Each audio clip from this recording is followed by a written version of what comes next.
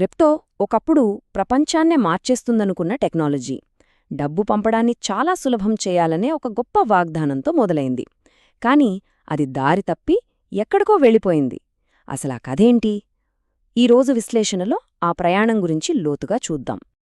2008లో bitcoin white paper వచ్చినప్పుడు దాని లక్ష్యం ఒక్కటే, చాలా సింపుల్. ఒక pure to pure electronic cash system, అంతే. ఇందులో ఎక్కడ ఇన్వెస్ట్మెంట్ల గురించి, కోటీశ్వరులవడం గురించి, ఆ కన్ఫ్యూజింగ్ చార్ట్ల గురించి అసలు ప్రస్తావనే లేదు. జస్ట్ మధ్యలో ఎవరూ లేకుండా ఒకరినుంచి ఒకరికి డబ్బు పంపడం, దాట్స్ ఇట్. సరే, ఈరోజు మనం 4 విషయాలు చూద్దాం. ఫస్ట్, అసలు ఆ కల ఏంటి? తర్వాత, అది ఎక్కడ దారి తప్పింది? ఆ దారి తప్పడం వల్ల మనం చెల్లించిన మూల్యమేంటి? అండ్ ఫైనల్గా, మళ్ళీ అసలు లక్ష్యాన్ని ఎలా చేరుకోవచ్చు అనే విషయాలు చూద్దాం. Okay, let's start. మొదటి భాగం, అసలు కల. ఈ peer to peer cash system అనే ఐడియా నిజంగా ప్రపంచంలో ఏం మార్పు తీసుకురావాలనుకుంది? ఇక్కడ చూడండి, 2 వేర్వేరు ప్రపంచాలు కనిపిస్తున్నాయి కదా. ఎడమవైపున్నది అసలు విజన్, అంటే అందరూ వాడుకునేలా ఒక డిజిటల్ కరెన్సీ, చాలా తక్కువ ఖర్చుతో లావాదేవీలు, దేశాలతో సంబంధం లేకుండా డబ్బు పంపడం.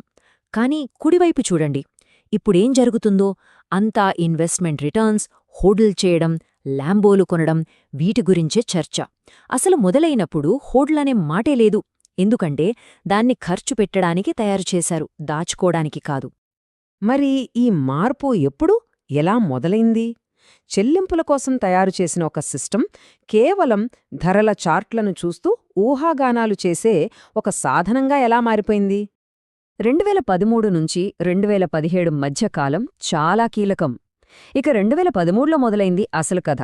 హోడెల్ అనే మాట పుట్టుకొచ్చింది, అంటే ధర పెరుగుతుందని ఆశించి అమ్మకుండా పట్టుకోమని. ఆ తర్వాత 2017లో వచ్చిన ఐసీఓ బూమ్, అంటే కొత్త కాయిన్లను రిలీజ్ చేసి ఫండ్స్ సేకరించడం, ఈ మార్పును పీక్స్కి తీసుకెళ్ళింది. ఇక అప్పట్నుంచి ఫోకస్ అంతా ఉపయోగం మీద కాదు, కేవలం దాని ధర మీదేకెళ్ళిపోయింది. ఇక్కడ చూడండి, సక్సెస్ డెఫినిషనే ఎలా మారిపోయిందో. ఒకప్పుడు సెకండ్కు ఎన్ని లావాదేవీలు జరుగుతున్నాయి, ఎంతమంది వ్యాపారులు యాక్సెప్ట్ చేస్తున్నారు అనేది సక్సెస్కు కొలమానం. కాని ఇప్పుడు మార్కెట్ క్యాప్ ఎంత, ధరెంత పెరిగింది అనేదే ముఖ్యం. ఉపయోగం స్థానంలోకి స్పెక్యులేషన్ వచ్చేసిందన్నమాట. దీన్ని మనం ఒక బెయిట్ అండ్ స్విచ్ అని చెప్పొచ్చు. అంటే మొదట ప్రపంచాన్నే మార్చే డిజిటల్ క్యాష్ అని ఎరవేశారు. కాని అందరూ ఆసక్తి చూపించటం మొదలుపెట్టాక దాన్ని త్వరగా డబ్బు సంపాదించి ఒక స్పెక్యులేషన్ ఆస్తిగా మార్చేశారు. ఇది ఏదో సహజంగా జరిగిన మార్పు కాదు, ఇది ఒక రకంగా ఒప్పుకోవటం, అంటే ఒక ఫెయిల్యూర్ని అంగీకరించడం. చెల్లింపుల సిస్టంగా ఫేర్ అయినప్పుడు కథ మార్చేశారు. ఇది ఖర్చు పెట్టటానికి కాదు, బంగారంలా దాచుకోటానికి అని చెప్పడం మొదలుపెట్టారు. లక్ష్యాన్ని చేరుకోలేక లక్ష్యాన్నే మార్చేశారు. మరి వ్యాపారులెందుకు వెనక్కి తగ్గారు?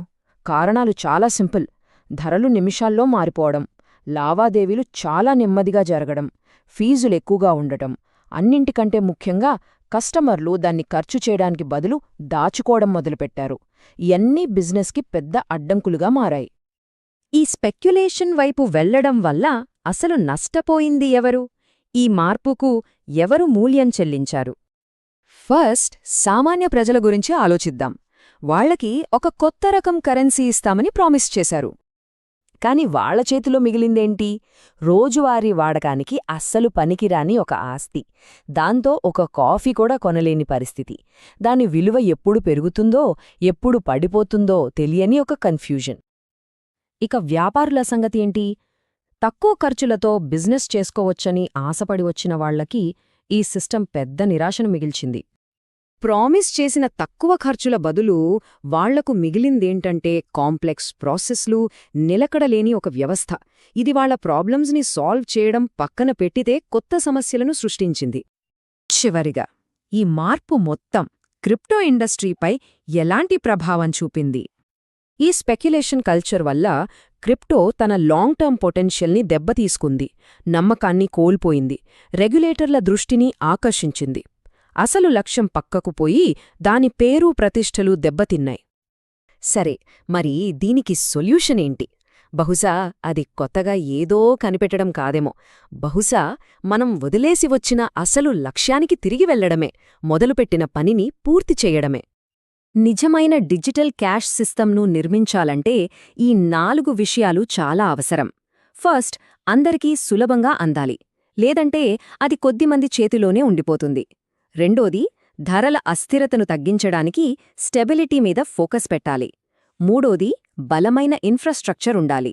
నాలుగోది, ప్రజలు దాచుకోవడానికి బదులు ఖర్చు చేయడాన్ని ప్రోత్సహించాలి. ఓకే, ఇవన్నీ థియరీ. కానీ ప్రాక్టికల్గా ఒక ప్రాజెక్ట్ ఈ లక్ష్యాలను ఎలా సాధించగలదు? ఫర్ ఎగ్జాంపుల్, ఇంటర్లింక్ అనే ప్రాజెక్ట్ ఈ సమస్యలను ఎలా సాల్వ్ చేయడానికి ప్రయత్నిస్తోందో చూద్దాం. పంపిణీ సమస్యకు ఫోన్ మైనింగ్ను తీసుకొచ్చింది. దీనివల్ల ఎవరైనా ఇందులో పాల్గొనవచ్చు. ఇన్ఫ్రాస్ట్రక్చర్ కోసం వీసా కార్డును ఇంటిగ్రేట్ చేసింది. ఇక ఖర్చును ప్రోత్సహించడానికి వాడిన వాళ్లకి రివార్డులిస్తోంది. ఇదొక ప్రాక్టికల్ అప్రోచ్ లాగా కనిపిస్తోంది.